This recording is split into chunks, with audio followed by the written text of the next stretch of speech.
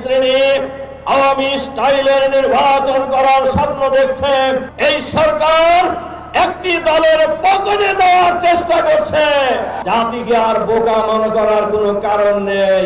হাজার হাজার মানুষের জীবনের বিনিময়ে, লক্ষ লক্ষ মানুষের রক্তের বিনিময়ে, লক্ষ লক্ষ মানুষের জুলুম নির্যাতন এবং বছরের পর বছর কারাবন্দী জীবন যাপন করার বিনিময়ে বাংলাদেশের মানুষ ফ্যাসিবাদকে বিদায় করে নতুন বাংলাদেশ পেয়েছে।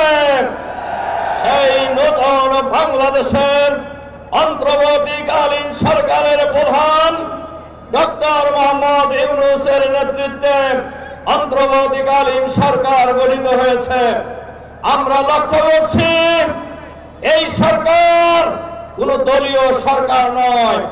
এই সরকারকে কোন দল বসায়নি। সুতরাং এই সরকার আমরা লক্ষ্য করছি এই সরকার একটি দলের পকেটে যাওয়ার চেষ্টা করছে।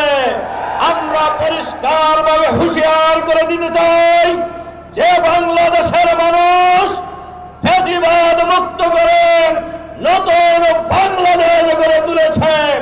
সেই বাংলাদেশে সরকারের ভিতরে বাইরে যারাই ষড়যন্ত্র করে ফ্যাসিবাদকে যেভাবে প্রতিরোধ করা হয়েছে, বাংলাদেশের জনগণ একইভাবে প্রতিরোধ করবে আগামী দিনে ইনশাআল্লাহ।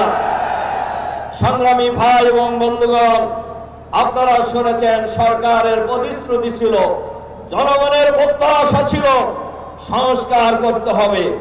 আওয়ামী লীগ ফ্যাসিবাদী আমলে সংবিধান কাটাছেড়া করে লন্ডভন্ড করেছে।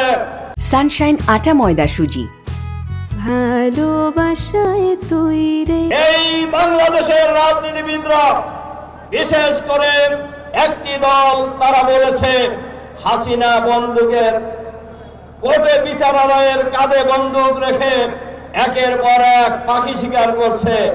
আমরা লক্ষ্য করছি বাংলাদেশের রাজনীতিতে বাংলাদেশের মানুষের যে দাবি জুলাই সনদ বাস্তবায়ন করতে হবে, এই জুলাই সনদ বাস্তবায়নের ক্ষেত্রে কারা প্রতিবন্ধকতা সৃষ্টি করছে জনগণ তাদেরকে চিহ্নিত করবে।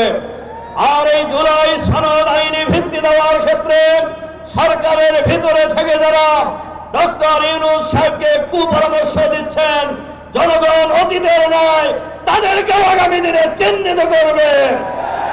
জনগণের দাবি ফেয়ার ইলেকশনের পরিবেশ তৈরি করতে হবে, লেভেল প্লেইং ফিল্ড তৈরি করতে হবে। সরকার যদি এক্ষেত্রে দুর্বলতার পরিচয় দেয়, একটি শ্রেণী আওয়ামী স্টাইলের নির্বাচন করার স্বপ্ন দেখছে, আমরা সরকারকেও বলবো, তাদেরকেও বলবো, বাংলাদেশের মাটিদার আওয়ামী স্টাইলের কোন নির্বাচন বাংলাদেশের জনগণ আর হতে দেবে না ইনশাআল্লাহ। ভোট ডাকাতির নির্বাচন, ষড়যন্ত্রের নির্বাচন বাংলাদেশের মানুষ আর করতে দেবে না।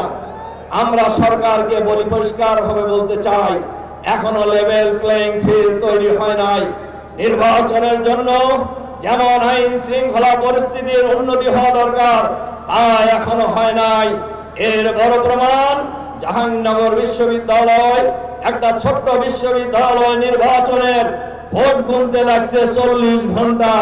কাজেই আমরা কেন 40 ঘন্টা লাগলো? জাতিকে আর বোকা মনে করার কোনো কারণ নেই। পরাজিত হওয়ার আশঙ্কায় ভোট বানচালের ষড়যন্ত্র করেছিল। অনেকেই আশঙ্কা করে এরকম বিজয় যদি হতেই থাকে, অনেকেই নির্বাচন নিয়ে আরো জোরে সোরে ষড়যন্ত্র করবে। আমরা কোন ষড়যন্ত্র বাংলাদেশে বাস্তবায়ন করতে দেব না ইনশাআল্লাহ।